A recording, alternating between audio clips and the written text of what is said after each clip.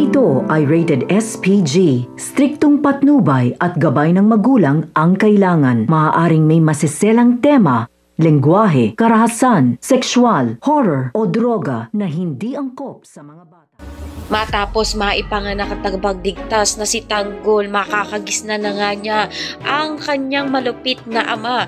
Kaya naman hindi na nga rin niya maiwasan na kalakihan na nga niya na maging basagulero siya dito nga sa Quiapo. At hindi nga nito maintindihan kung bakit nga ba galit na galit ito sa kanya. Mamumulat na nga rin siya sa iligal na gawain dito nga sa Quiapo upang may patunayan dito nga sa kanyang mga magulang.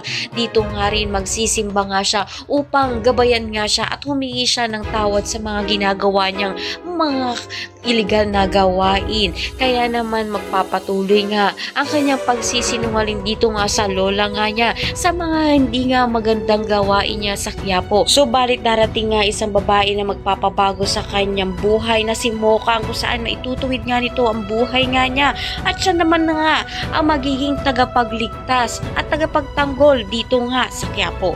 Magsisimula na nga ang kalbaryo sa buhay nga nito ni Tanggol sa mga kamay ng ama-amahan nga niya na si Rigor, dahil ito na nga ang paghihiganti nga niya sa ginawa ng ama nga nito sa kanyang asawa na si Marites. Kaya naman pakatutukan natin yan. Maraming salamat sa iyong panonood at God bless.